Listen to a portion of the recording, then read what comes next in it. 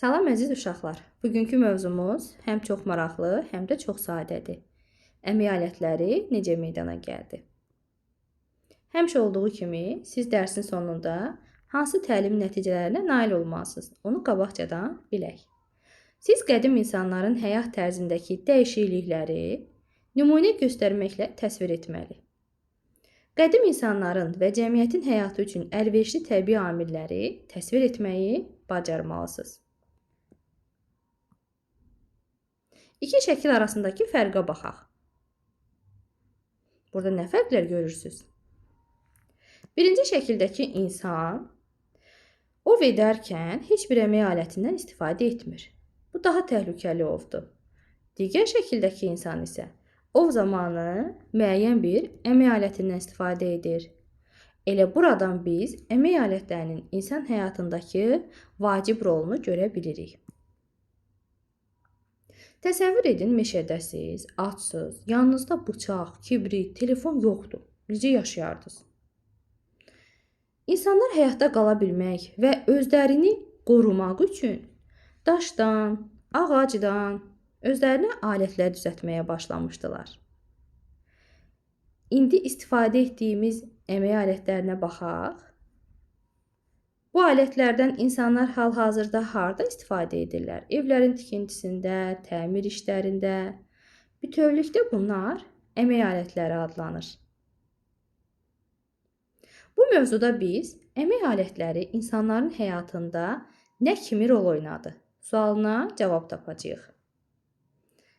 Mən sizin üçün mövzunu səsləndirəcəm. Siz də diqqətlə qulaq asın. Qədim insanların yaşadığı mühit təhlükələrlə dolu idi. Yırtıcı heyvanların əhatəsində ani diqqətsizlik ölümlə nəticələnə bilərdi. Buna görə də insanlar icmalarda yaşayırdılar.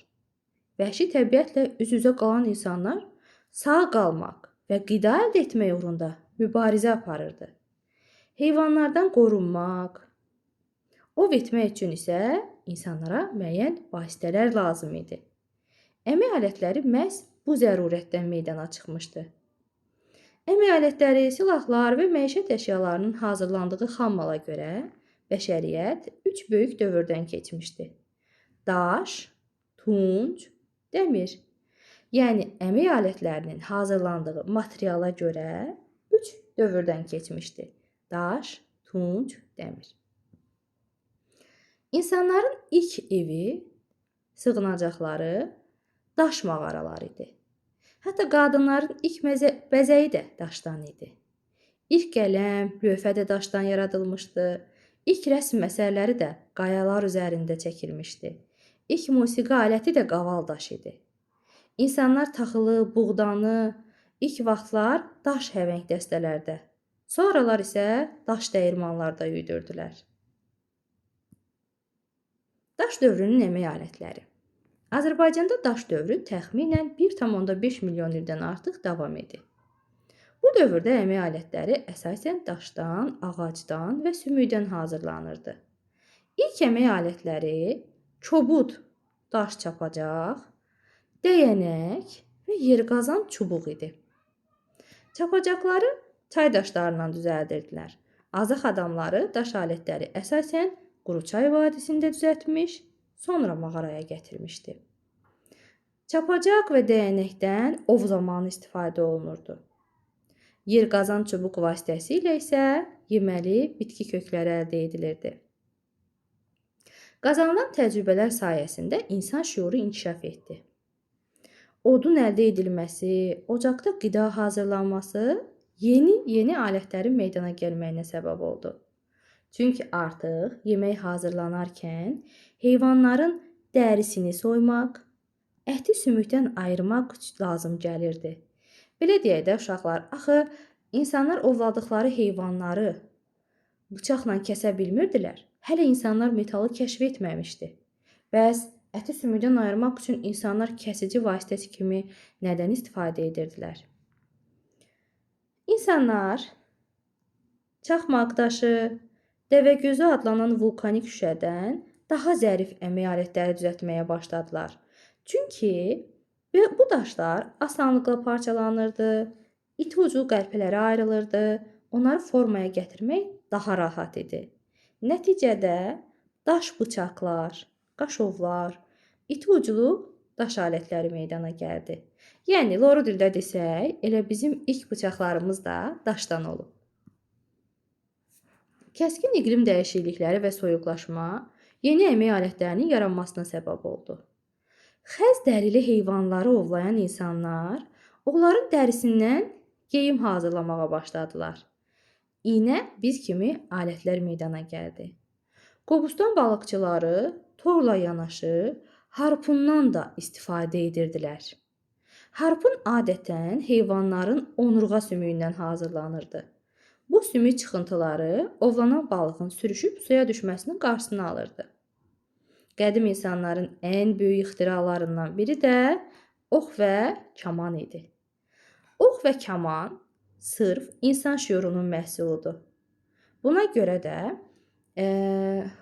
belə deyək ki, təbiətdə hazır bir şəkildə olmadığı üçün, insanların özü kəşf etdiyi üçün insan şüurunun məhsuludur.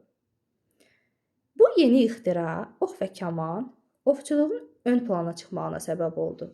Qida ehtiyatı artdı. İnsanlar artıq heyvanla təkbətək vuruşmurdular. Onları uzaq məsafədən ovlayırdılar. Ox və kamanın ixtirası heyvanların da əhilləşdirilməsinə səbəb oldu. Nəyə görə? İnsanlar ovladıkları iri heyvanların balalarını özləri ilə gətirir, böyüdür, onları əhilləşdirirdilər. İnsanların əhilləşdirdiyi ilk heyvan it olmuşdu. 1000 illər keçdi.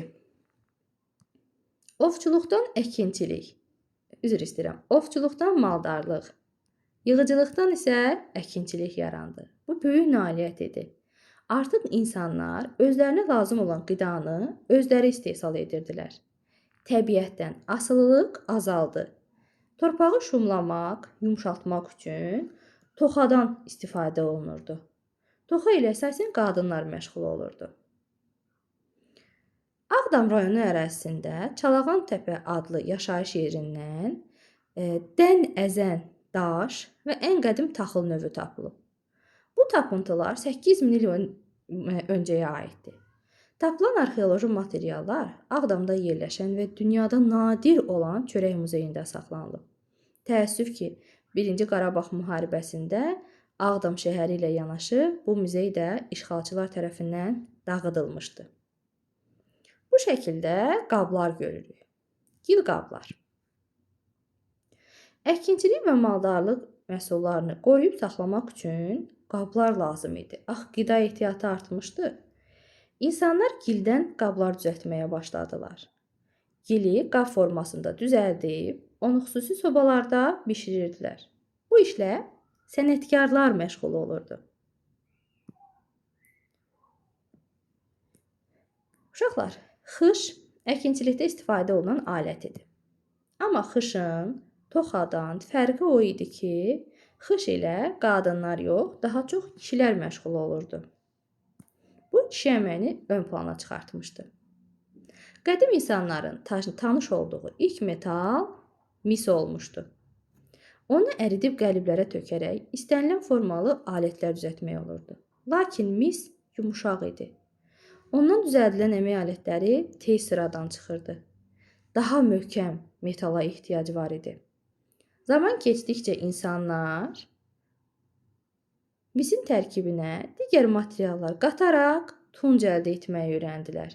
Tunc misdən fərqli olaraq daha möhkəm metal idi. Tunc alətlərdən istifadə cəmiyyətin inkişafını daha da sürətləndirdi. Xüsusilə xışın tətbiqi əkin sahələrinin genişlənməsinə, məhsuldarlığın artmağına səbəb oldu. Xış torpağı daha dərindən şumlamağa imkan verirdi. Bu alət, yəni xış, kötanın əcdadı hesab olunur. İndi isə biz dəmirin tuncu əvəz etməsindən danışacağıq. Tunc dövründə insanlar bağçılıq, bostançılıq, üzümçülüklə də məşğul olurdular. Bu dövrdə heyvanların da sayı artmışdı.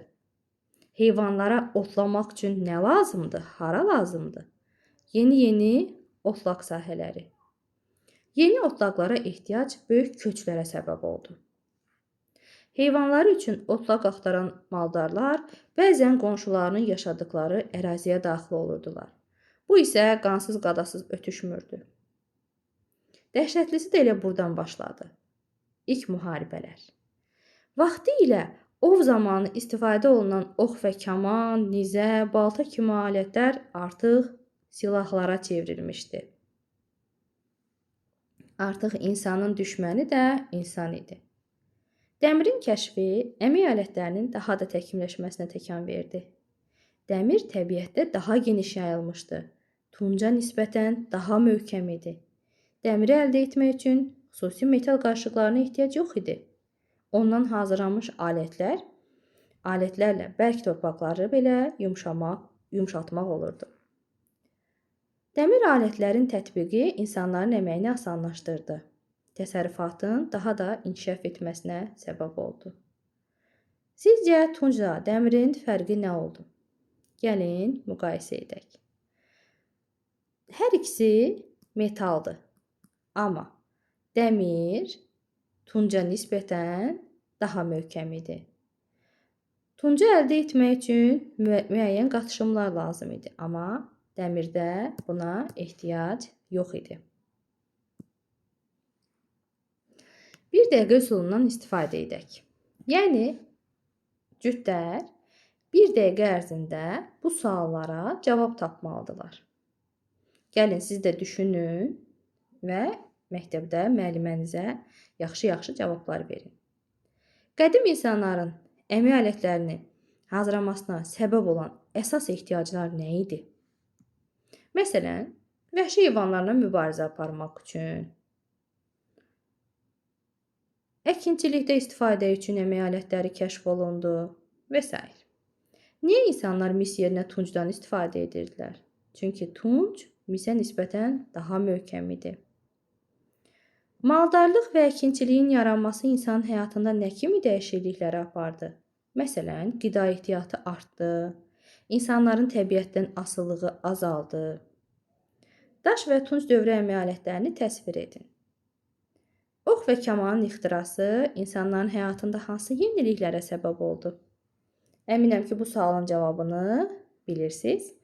Ox və kaman kəşf olunandan sonra ovçuluq ön plana keçdi, heyvanların əhliləşdirilməsi başladı, qida ehtiyatı artdı. Qədim insanların əmək alətləri bugün istifadə etdiyimiz texnologiyalara necə təsir göstərmiş ola bilər?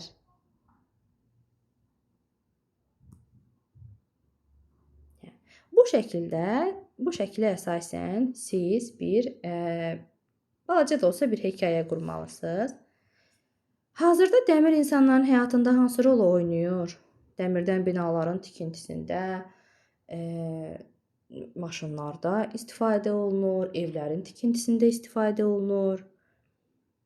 Buradan da gördüyümüz kimi dəmirdən müəyyən alətlər hazırlamaq üçün onu isti formada hazırlayırlar. Hətta belə bir atalar sözü var. Dəmiri isti-isti döyərlər. Ümumiləşdirmə və nəticə aparaq. Bəzi sualların cavabını verəcəm, bəziləri isə siz düşünün. Daşla bağlı hansı ilkləri xatırlayırsınız? Məsələn, insanların ilk yazı vasitəsi daş olub. Digərlərini siz deyin. Hazırda əkinçilik üçün hansı yararlı əmək alətləri var? Məsələn, traktor.